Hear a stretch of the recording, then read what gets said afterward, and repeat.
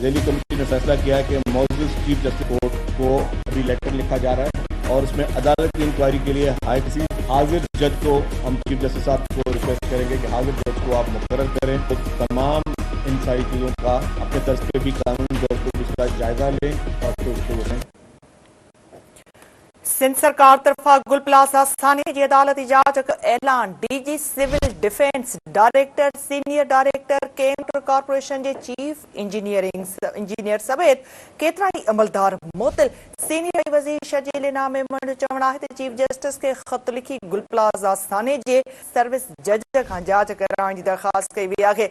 कुछ सियासी पार्टियों थाने ते सियासत आहिनि। सिंध सरकार कंहिंजे दबाव में न ईंदे पीपी कंहिं सियासी पार्टी पर अवाम अॻियां जवाबदार है। वाक़े की जांच MQM के मुतालबे ते न पई कई। एहतजाज भली कयो वञे पर चाकिंग करे भितियूं ख़राब न करण घुर्जनि। के वफ़ाक़ हवाले न करण ते मुतहिदा खे अल्टीमेटम ॾेई वज़ारतूं छॾण घुर्जनि। कंहिं आला अमलदार जी गफ़लत साबित थी त कार्रवाई कई वेंदी। गुल प्लाज़ा इंतज़ामिया ख़िलाफ़ भी कार्रवाई थींदी।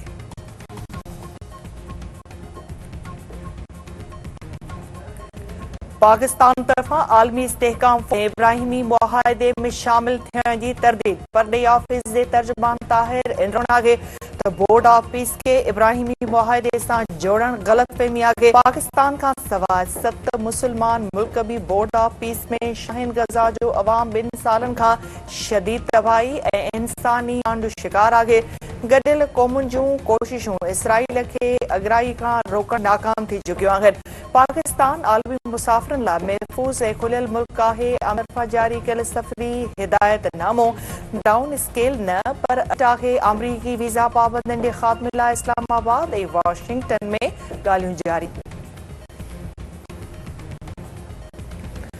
Chief of defence field marshal Asim Munir जो आहे त पाक फ़ौज मुल्की ख़ुद मुख्तियारी इलाइक़ाई सलाम फ़ाला मुकमल तौर तैयार आहे।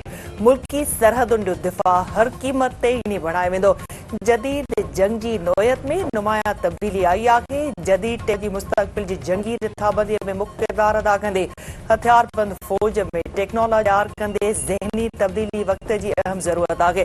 फील्ड मार्शल जो बहावलपुर गैरिज़न जो दौरो खैरपुर टामीवाली में जंगी मशक़ुनि जो मुशाहिदो।